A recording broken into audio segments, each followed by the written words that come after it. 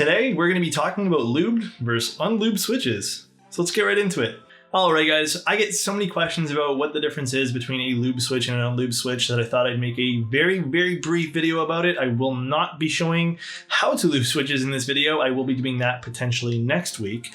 But I will be just talking about some of the benefits you guys can get by lubing your switches. So there's going to be two main things I want to cover. Now, if you don't want to watch past the two main things I'm about to tell you in 2 seconds here, then you can skip. So the two big benefits you guys are going to get when you lube your switches is smoothness and sound. And those are the two main things you'll get. There's some other little benefits that I will talk about if you guys want to in another potential video. But the two big things, like I said, are going to be how smooth the stem glides into the actual housing, and then the sound profile of a lubricated switch. So when we're talking about smoothness in an unlubed switch, the stem itself actually has to glide up and down in the plastic housing.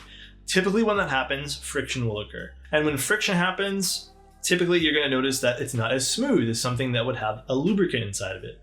So when we lube the switches, that friction becomes minimal. It will never be 100% gone. There will always be a tiny bit of friction, at least in my experience. And I've tried certain switches where I put heavy amounts of lube, little amounts of lube. There'll always be a tiny little bit of friction, but when you actually lube the switch, it really does make a huge difference. So next we're gonna get into what the sound difference is, and it really correlates to lubricating the stem and the housing again. What that's gonna do is eliminate most of that friction. Now I've only lubricated, for the most part anyways, linear switches with the exception of one tactile switch, which again really does the same thing. There is different methods you want to do for something with a tactile bump or even something that's a little bit clicky. I'm going to be talking with my experience with mostly linears, but in this case here, when the friction gets removed, you're going to notice a lot less of that scratchy sound. Now, one switch that's notorious for it when you don't have it lubed is the novelty cream switches. It still feels really good, and it actually is made of a palm housing, which is supposed to help self-lubricate. But the moment you add lubrication on that, it becomes a completely different beast. The scratchiness, for the most part, gets removed, and it feels really good. Now, the Telios was a different story. When I actually lubricated these, and I actually put films inside these as well, the sound difference was very minimal.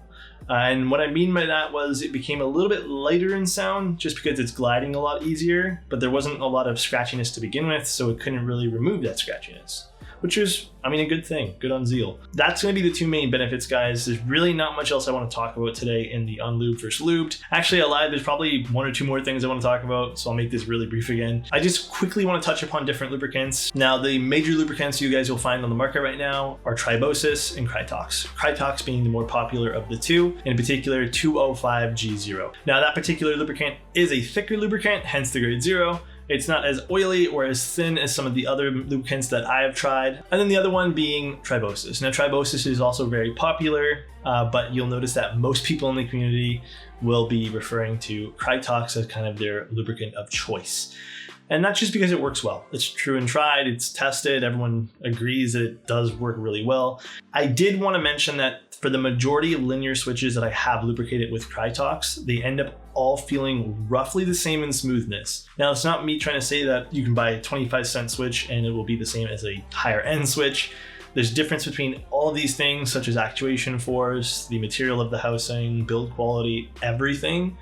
But for the most part, for example, my Gatorone Inks versus the Telios versus the Novelties, they've all come to a point now with Krytox Lube where they feel really damn close. And if you guys did want to start your adventure with lubricated switches, you guys can visit Oramac.com. He'll have a few pre-lubricated switches there that he does in-house, which I recommend if you don't want to get your hands dirty, or if you guys don't want to kind of open switches yourself and do the whole process of lubricating, which does take quite a bit of time. Or you guys can pick up the lubricant yourself. He includes brushes with those purchases. And just pick up some unlubed switches and start messing around with those. That way there you can apply as much lube as you want and, you know, just give it a go. It's fun, it's the hobby, right? But one thing, guys, I just wanted to quickly mention before I ended this video was if you guys are doing this yourself and you guys have a hot swap board, don't just use screwdrivers or something else in the house that you guys have to pop out those switches. Please invest in a switch puller. I've gotten a few DMs this week with people trying to take out switches with other things other than switch pullers, and they've really damaged their PCBs or their keyboards. So please pick one up. I got this one here off of Ramworks. I know Dixie Mech carries this one here as well. Well, at least they did. I'm not sure if they're out of stock. Novel Keys has some, KBD fans. There's tons in the market, guys. do yourself a favor. They're not that expensive, and this will be a lot less of a hassle pulling out your switches.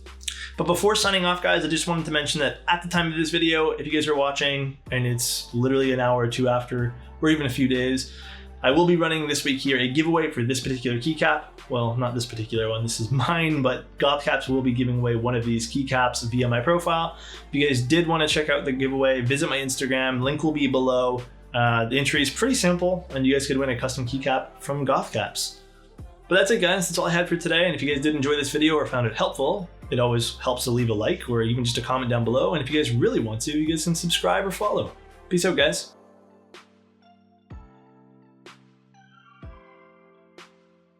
And don't forget, with ormec.com, you guys can save 5% off your order by using code AlexOdos. That way there, it saves everyone some money.